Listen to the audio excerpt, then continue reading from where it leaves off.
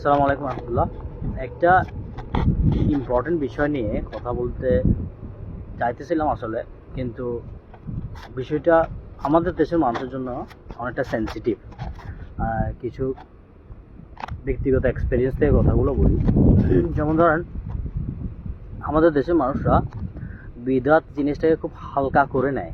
বিশেষ করে মুসলিমরা মনে করে বিদাতটা খুবই হালকা একটা বিষয়, এবং সামাজিকতা রক্ষা করার জন্য বিদাত করাটা খুব একটা খারাপ কিছু না।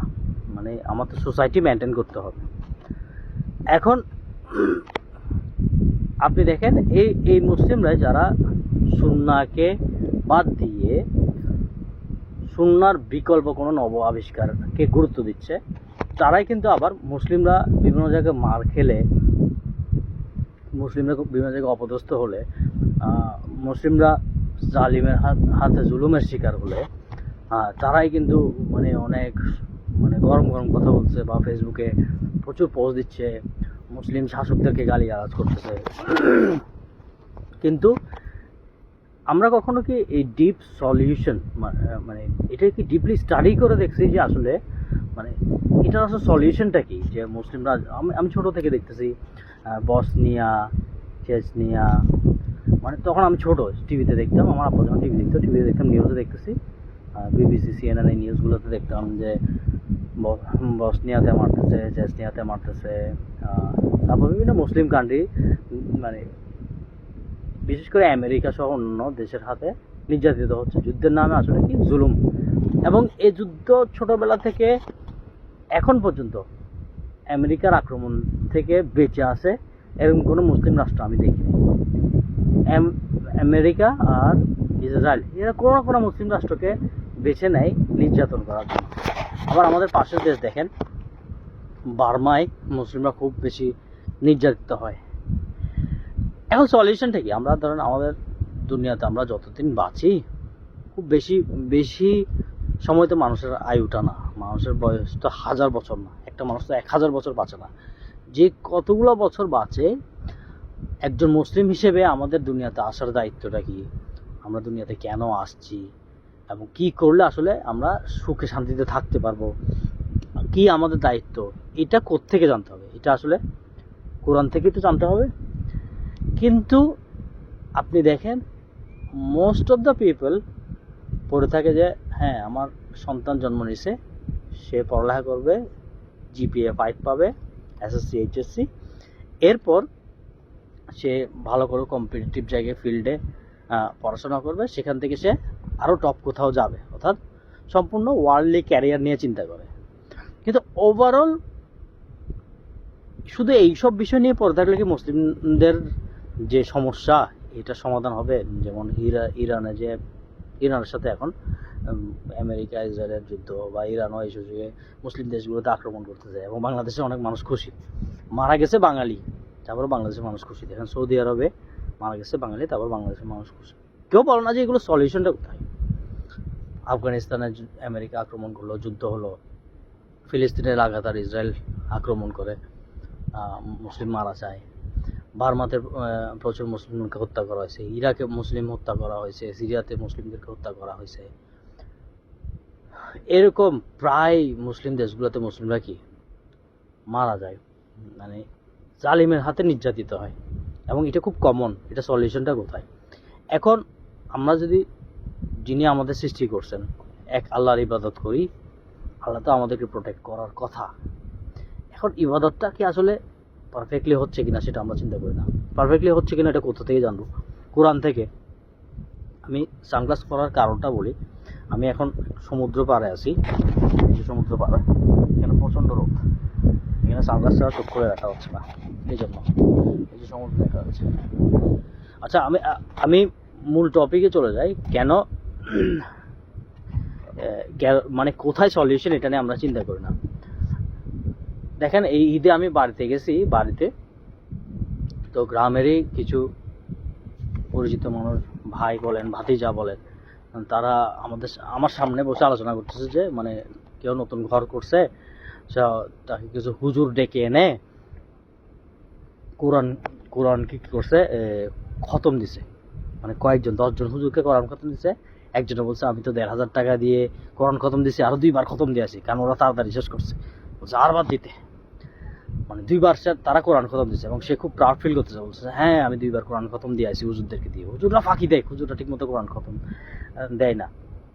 তো তার ধারণা কি, হুজুরদেরকে ভাড়া করে এনে কিছু টাকা দিলে বসে এখানে কোরআন তিলাওয়াত করবে, কোরআন তিলাওয়াত করলে হবে কি, তার যে নতুন ঘর করছে এটাতে বরকত হবে, মানে আল্লাহ ঘরটাতে বরকত দিবে, যে কোনো জিনের আক্রমণ বা অন্যান্য মানে যে কোনো হাসাদ এভিল আয় থেকে তারা বাঁচবে।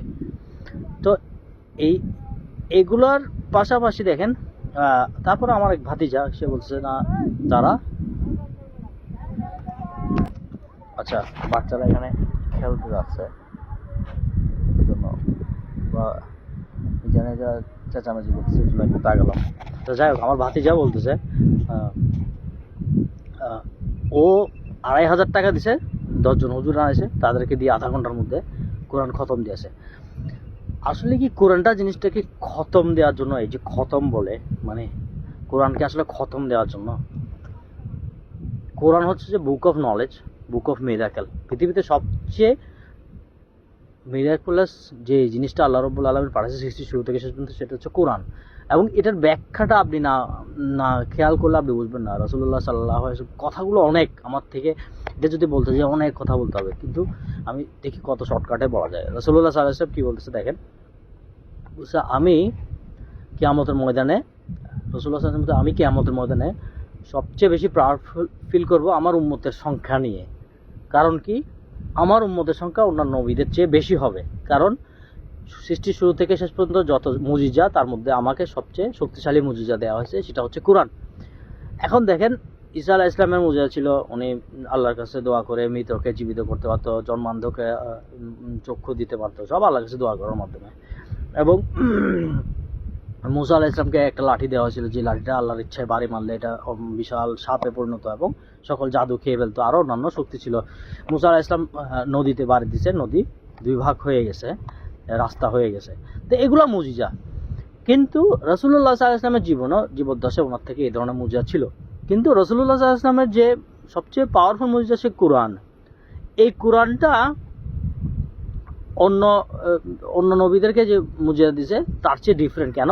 রাসূলুল্লাহ সাল্লাল্লাহু আলাইহি ওয়াসাল্লামকে আরও মুজিজা দেওয়া হয়েছে। রাসূলুল্লাহ সাল্লাল্লাহু আলাইহি ওয়াসাল্লাম এক থালা পানিতে হাত ডুবাইছে, ওখানে 80 জন ওযু করছে, কিন্তু পানি শেষ হয়নি। এরকম দুধ খেতে দিছে, রাসূলুল্লাহ সাল্লাল্লাহু আলাইহি ওয়াসাল্লাম দোয়া করে দুধ 80 জনকে খেতে দিছে, ওই দুধ 80 জন খাওয়ার পরও দুধ ওখানে থেকে গেছে এক বাটিতে। তো এরকম অনেক মুজিজা আছে রাসূলুল্লাহ সাল্লাল্লাহু আলাইহি ওয়াসাল্লামের, কিন্তু সবচেয়ে পাওয়ারফুল মুজিজা কোরআন। কেন? অন্যান্য নবীদেরও এই ধরনের মুজিজা ছিল, যেটা যতদিন ওই নবীরা জীবিত ছিল ততদিন দেখা গেছে, মারা যাওয়ার পরে ওই মুজিজা শেষ হয়ে গেছে। কিন্তু রাসূলুল্লাহ সাল্লাল্লাহু আলাইহি ওয়াসাল্লামকে কোরআন নামে যে মুজিজা দেওয়া হয়েছে, সেটা রাসূলুল্লাহ সাল্লাল্লাহু আলাইহি ওয়াসাল্লামের ইন্তেকালের পরও কোরআন কিয়ামত পর্যন্ত টিকে থাকবে। এই পার্থক্যটা হচ্ছে অন্যান্য নবীর মুজিজা আর রাসূলুল্লাহ সাল্লাল্লাহু আলাইহি ওয়াসাল্লামের মুজিজার মধ্যে পার্থক্য। রাসূলুল্লাহ সাল্লাল্লাহু আলাইহি ওয়াসাল্লামের অন্যান্য নবীর মতো মানে জীবদ্দশা অনেক মুজিজা ছিল, তার মধ্যে একটা এভারলাস্টিং মুজিজা, সেটা হচ্ছে কোরআন। এখন দেখেন কোরআন মুজিজা কিভাবে, সায়েন্টিফিক ইস্যু দিয়ে অনেক ভাই, অনেক আলেম, অনেক রিসার্চার তো কথা বলে যে কোরআনে সায়েন্টিফিক কোনো এরর নাই, একেবারে নির্ভুল। এটা বাদই দিলাম, কারণ আমাদেরকে তো কোরআনকে সায়েন্স দিয়ে প্রুভ করতে পারে নাই। কিন্তু সহজ মুজিজার বিষয় হচ্ছে যে আল্লাহ তাআলা রাসূলুল্লাহ সাল্লাল্লাহু আলাইহি ওয়াসাল্লামকে যে কোরআনটা দিয়ে গেছেন ওটা কিয়ামত পর্যন্ত অবিকল থাকবে, একটুও বিকৃত হবে না, একটু পরিবর্তন হয়নি, হবে না, কিয়ামত পর্যন্ত এটা পরিবর্তিত হবে না। এবং এই মিরাকেলটার কারণে আপনি দেখেন পৃথিবীর যেখানে যাবেন সেখানে কোরআনে হাফেজ, যেখানে যাবেন সেখানে কোরআনে হাফেজ। মানে এমন ধরেন আপনি বাংলাদেশ থেকে একটা কোরআনে হাফেজ নিছেন, অস্ট্রেলিয়া থেকে একটা কোরআনে হাফেজ নিছেন, কানাডা থেকে একজন কোরআনে হাফেজ নিছেন, আমেরিকা থেকে একজন কোরআনে হাফেজ নিছেন, চীন থেকে একজন কোরআনে হাফেজ নিছেন, আর একদম পৃথিবীর এক কোণা থেকে আর কোণা বিভিন্ন কোরআনে হাফেজ নিয়ে যদি বসান, দেখবেন যে হুবহু তারা অবিকল কোরআন তিলাওয়াত করতেছে, যেটা রাসূলুল্লাহ সাল্লাল্লাহু আলাইহি ওয়াসাল্লাম দিয়ে গেছে সেটাই, তার মধ্যে কোনো পরিবর্তন নাই, কোনো বাড়তি ঘাটতি নাই। এটা সবচেয়ে বড় মিরাকেল। এবং এই মিরাকেলের কারণে রাসূলুল্লাহ সাল্লাল্লাহু আলাইহি ওয়াসাল্লাম বলতেছে যে কিয়ামত পর্যন্ত মানে ওনার উম্মতের সংখ্যা বাড়তে থাকবে যেহেতু মুজিজা দেখবে। আপনি দেখেন অনেক মুসলিম শুধু কোরআনের ট্রান্সলেশন পড়ার কারণে ইসলাম গ্রহণ করে গেছে, না এটা তো আল্লাহ ছাড়া আর কেউ দিতে পারে না। অনেক মুসলিম কোরআনের কারণে ইসলাম গ্রহণ করছে। এখন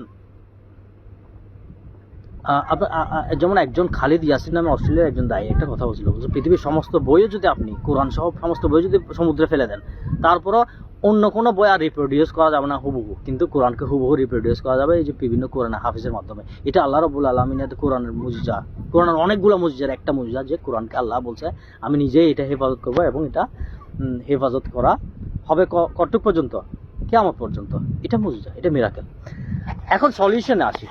মুসলিমরা সবখানে মার খাচ্ছে, মুসলমানের কাছে পৃথিবীর সবচেয়ে অলৌকিক বস্তুটা থাকার কারণে মার খাচ্ছে কেন? মুসলমানরা কোরআনকে খতম দেয়, কোরআনকে পড়ে না, কোরআনকে বুঝে না, কোরআনকে নিজেদের জীবনে অ্যাপ্লাই করে না। এই জিনিসটা যখন থেকে মুসলমানদের মধ্যে ঢুকে গেছে তখন থেকে মুসলমানরা পরাজিত।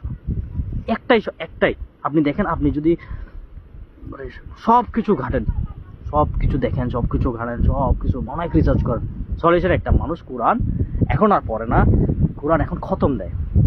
এবং কোরআন ঠিকমতো অনুসরণ না করার কারণে, অনুসরণ তো কখন করবে, মানুষ পড়লে না, আমরা তো তিলাওয়াত করি, মানে শুধু না বুঝে কী করি, না বুঝে পড়ি। না বুঝে পড়াটাতে অবশ্যই তিলাওয়াতের মর্যাদা, তিলাওয়াতের সব অনেক বেশি, কিন্তু কোরআন তো বুঝে আমল করার জন্য দিছে, এই জায়গাটাকে মুসলিমরা একেবারে ছেড়ে দিছে। সবচেয়ে উত্তম আমরা মুসলিমরা যদি কোরআনের ভাষাটাকে ভালোভাবে শিখি, এরপরে কোরআনটা বোঝার চেষ্টা করি, এরপর তাফসিরের মাধ্যমে বোঝার চেষ্টা করি, আলেমদের সাহায্যে বোঝার চেষ্টা করি, সুন্নাহর অনুসরণ করা শুরু করি। কোরআন যেহেতু বলছে যে মানে আল্লাহকে ভালোবাসলে আল্লাহ রসুলকে অনুসরণ করতে, কোরআনের আয়াত। এখন তাহলে কোরআন আপনি যখন অনুসরণ করবেন তখন রাসূলুল্লাহ সাল্লাল্লাহু আলাইহি ওয়াসাল্লাম সুন্নাহ অনুসরণ করবেন, তখনই আসলে দিন পালন করা হয়, তখনই আসলে মুসলমানদের বিজয়টা আসে। আমি একটা উদাহরণ দিই, সূরা বাকারার তাফসির যদি পড়তে যান আপনি, রাসূলুল্লাহ সাল্লাল্লাহু আলাইহি ওয়াসাল্লাম একবার এক যুদ্ধের ফজর নামাজের পরে এক যুদ্ধের জন্য একটা বাহিনী পাঠাচ্ছে। ওখানে সবচেয়ে কনিষ্ঠ মানুষ প্রথমে জিজ্ঞেস করছে যে কে কোরআনের কতটুকু জানো, তো এক সবচেয়ে কনিষ্ঠ সাহাবা, খুব কম বয়স্ক, উনি বলছেন যে আমার সূরা বাকারা মুখস্থ। এখন যখন উনি বলছেন সূরা বাকারা মুখস্থ, তো সবার চেয়ে বয়সে কম হওয়ার কারণে আল্লাহ তাআলা রাসূলুল্লাহ সাল্লাল্লাহু আলাইহি ওয়াসাল্লাম ওনাকে যুদ্ধের নেতৃত্ব দিয়েছেন, এবং ওই সাহাবী নেতৃত্ব দিয়ে যুদ্ধে বিজয় ছিনিয়ে আনছেন। সলিউশনটা কোথায়? সলিউশনটা কোরআন। সলিউশনটা আপনি পারমাণবিক বোমাই না, হ্যাঁ, আপনি পারমাণবিক বোমা এই সেই অমুকের এই ক্ষমতা আছে, অমুকে এই পাওয়ার আছে, হ্যাঁ, অমুকে এইটা জানে ওটা জানে, আমি নাম ধরে ধরে যদি বলি মানুষের মধ্যে ঝগড়াঝাটি হয়ে যাবে। যেমন ইসলামের নামে আমাদের অনেক দল আছে, তারা আসলে সলিউশনটা কোথায় খুঁজে? বিভিন্ন পাওয়ারে, ওয়েপেনে। কিন্তু ওয়েপেনে তো পাওয়ার না, পাওয়ারটা কোথায়? রাসূলুল্লাহ সাল্লাল্লাহু আলাইহি ওয়াসাল্লাম নেতৃত্ব কাকে দিয়েছে? যার সূরা বাকারা মুখস্থ আছে। এবং এখন দেখেন সাহাবাদের সূরা বাকারা মুখস্থ আর এই যুগে সূরা বাকারা মুখস্থ এক না। সাহাবারা একটা সূরা পড়ে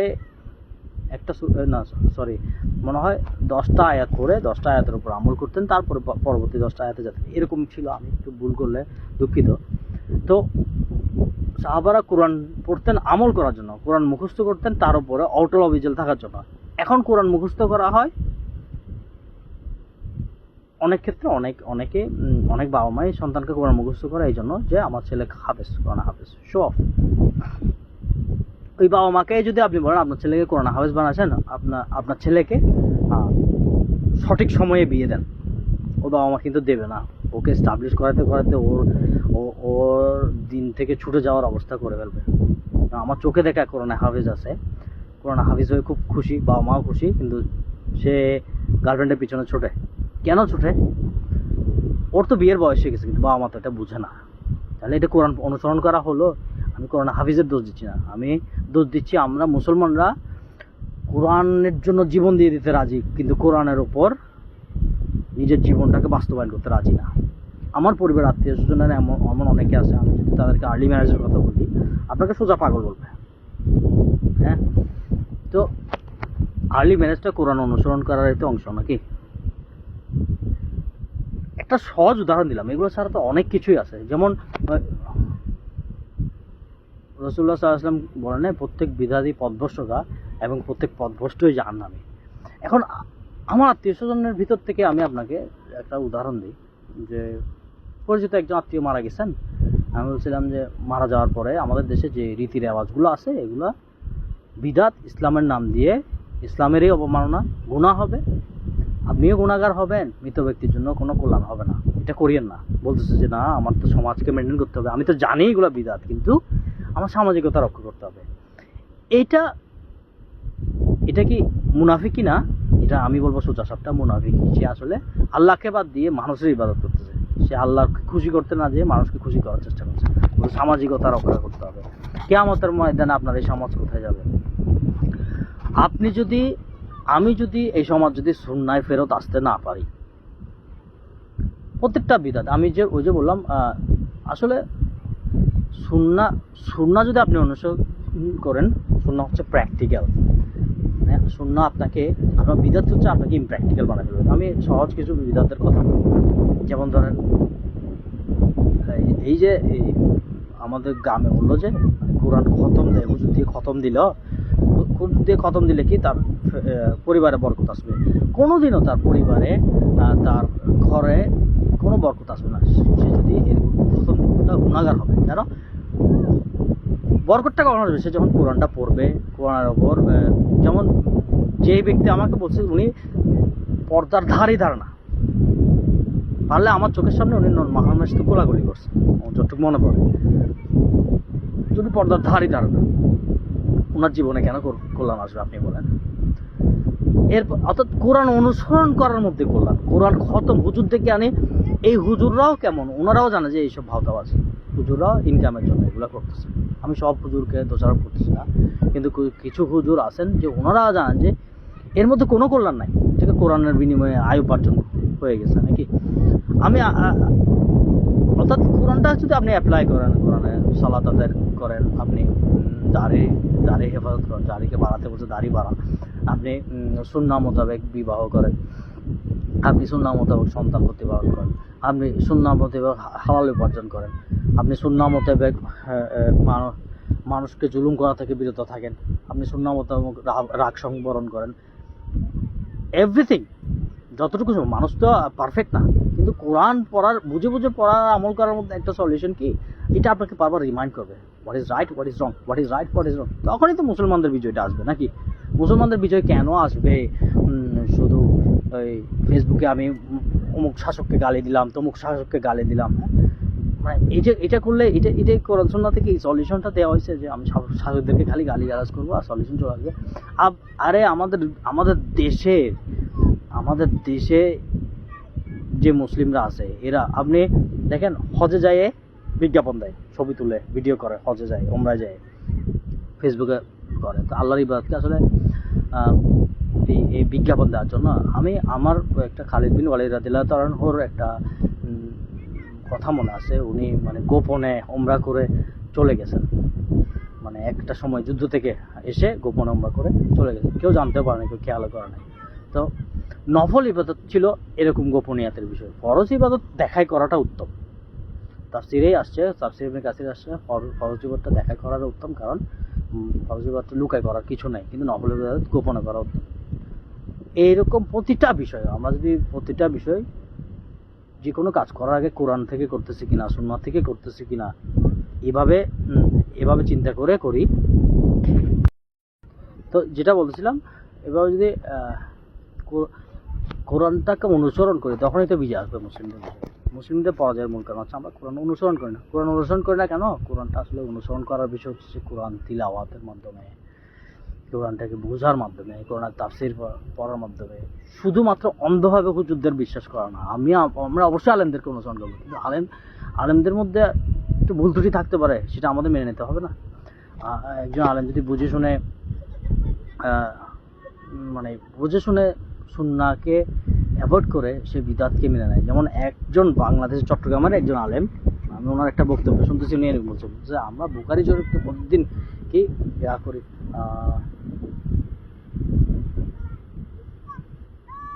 উনি বুখারী শরীফকে পোস্টমর্টেম করেন, এরকম একটা শব্দ ইউজ করছিল না। আমরা বুখারী শরীফকে প্রতিদিন পোস্টমর্টম করি, এরকম হাদিসকে আমরা প্রতিদিন পোস্টমর্টম করি। তাহলে রাসূলুল্লাহ সাল্লাল্লাহু আলাইহি ওয়াসাল্লামের হাদিসের প্রতি যা সম্মান নাই, চট্টগ্রামে উনি খুব ফেমাস। রাসূলুল্লাহ সাল্লাল্লাহু আলাইহি ওয়াসাল্লামের হাদিসের উপর যার সম্মান নাই, আপনি তাকে মানে খুব অন্ধভাবে অনুসরণ করতেছেন আর বলতেছেন যে উনি আমাদেরকে জিহাদের ডাক দিচ্ছে। জিহাদ এত সস্তা হয়ে গেছে এখন ভাই, নিজে একটু কোরআন সুন্নাহ ফলো করতে বললে পরিবার আত্মীয় স্বজনকে ইগনোর করে আপনারা বলে সামাজিকতা রক্ষা করতে হবে। হ্যাঁ, কোরআন সুন্নাহ একটু সুন্নাহ বিরোধী কাজ হলে আপনি প্রতিবাদ করতে ভয় পান। হ্যাঁ, সোসাইটিতে প্রতিবাদ করতে হলে আমি মারামারি করতে বলতেছি না, কিন্তু সত্যকে সত্য, হককে হক, না হককে না হক বলার যে সাহসটা আপনার নিজের ঘরে হয় নাই, নিজের সমাজে হয় নাই।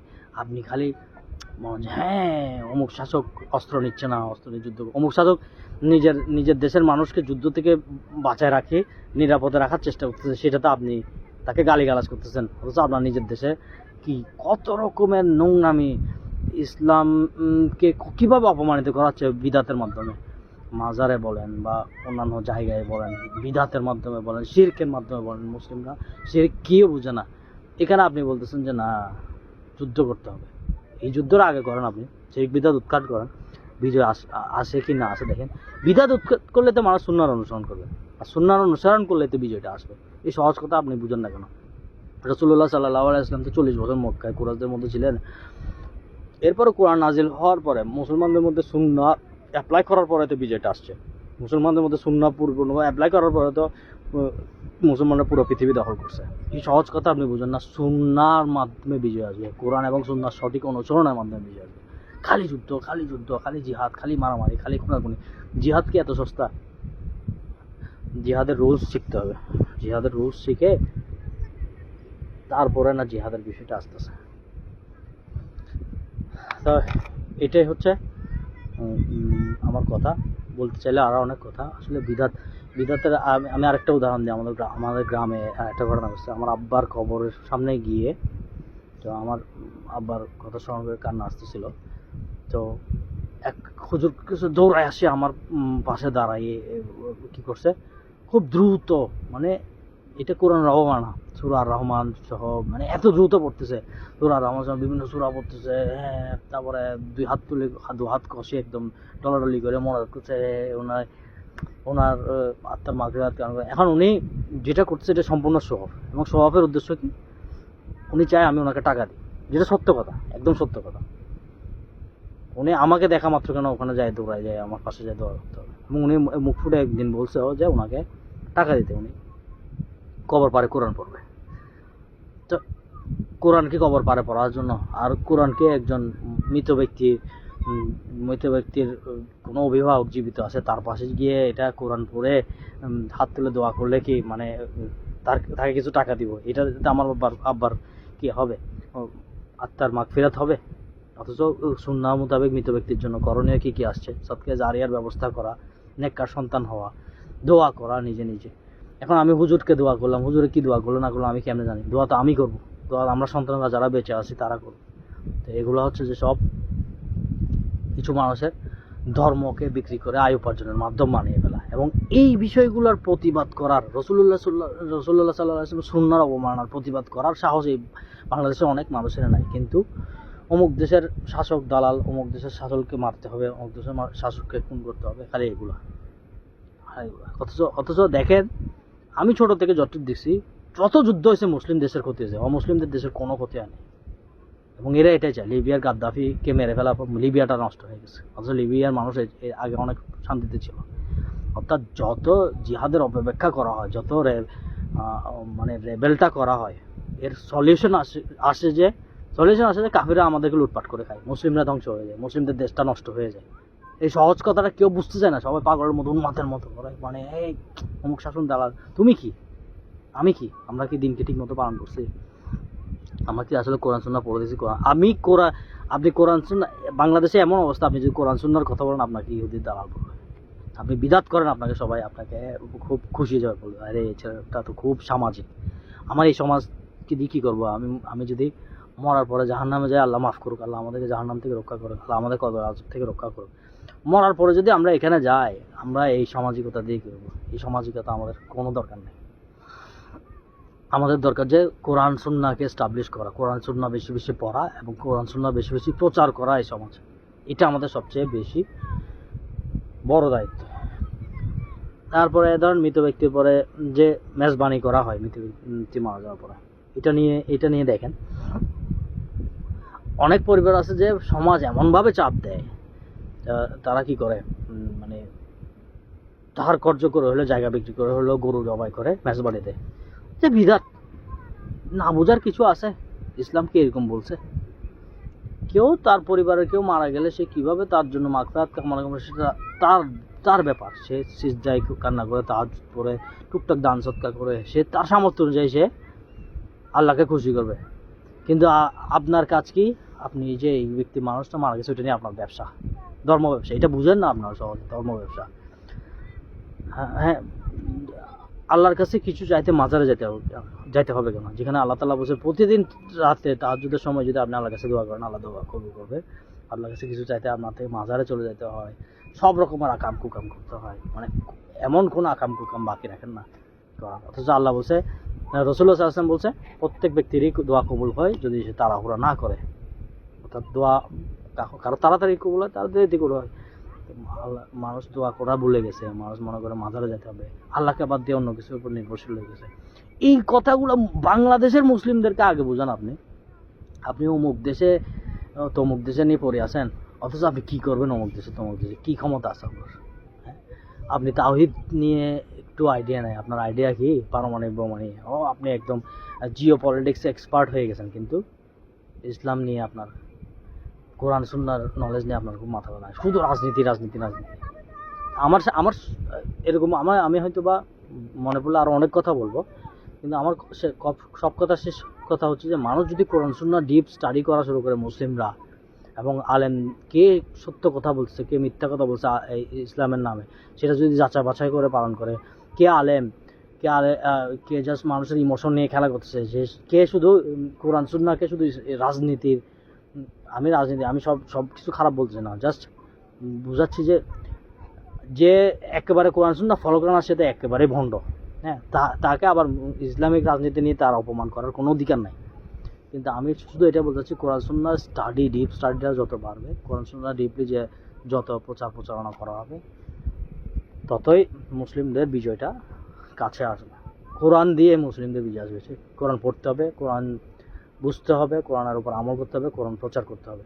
এবং সেটা এই যে বিদাত যদি আপনি তুলতে না পারেন, কোরআন সুন্নাহ যদি আপনি সমাজে অ্যাপ্লাই করতে না পারেন, বিদাত যতদিন আসতে তখন কোরআন সুন্নাহ, ততদিন আপনি কোরআন সুন্নাহ ঠিক মতো অ্যাপ্লাই করতে পারেন না। আমাদের চিটাগাঁয়ে এক জায়গায় আছে, তারা ইবাদত করার সময় মাইক ব্যবহার করে না। যে ইবাদত করার সময় মাইক ব্যবহার করলে বা সাউন্ড বক্স ব্যবহার করলে শিরক, ইলেকট্রনিক্স ডিভাইস ইউজ করা শিরক। কিন্তু সেই electronic device, mic, sound box দিয়ে তারা মেহেদি অনুষ্ঠান করে, বিয়া করে, লাউড স্পিকারে গান বাজনা বাজায়, নাচ গান করে, তখন তাদের শিরকও হয় না, গুনাহ হয় না, কিচ্ছু হয় না। তো মানুষের এই মূর্খতা আপনি যতদিন কোরআন সুন্নাহ দ্বারা দূর করতে না পারেন, ততদিন আপনি ইসলামের বিজয় আনতে পারবেন না। এটা সহজ কথা। ইসলামের বিজয় মানে কি? মুসলিমরা কোরআন সুন্নাহ অনুসরণ করবে, কোরআন সুন্নাহ অনুসারে সমাজ চলবে, দেশ চলবে, মানুষ সুখে শান্তি থাকবে। এটাই তো ইসলামের বিজয়। মানুষ আল্লাহর ইবাদত করবে, এটাই তো ইসলামের বিজয়। এখন আপনি যদি যুদ্ধ কইরা মায়েরা টায়রা সবাই লাশ বানাই ফেলেন, আল্লাহর ইবাদত করার জন্য কেউ বাজি নাই, তাহলে আর এটা ইসলামের বিজয় কেমনে হলো? এই সহজ কথাগুলো কেউ আসলে বুঝতে চায় না। হ্যাঁ, বিদাতকে উৎখাত করলে, সুন্নাহকে আবার নিয়ে আসতে পারলে, কোরআন মানুষ যদি আবার বুঝে করে কোরআনের প্রচার করে, তাহলে ইসলাম আগের স্বর্ণযুগের মতো চলে আসবে। আসসালামু আলাইকুম ওয়া রাহমাতুল্লাহ।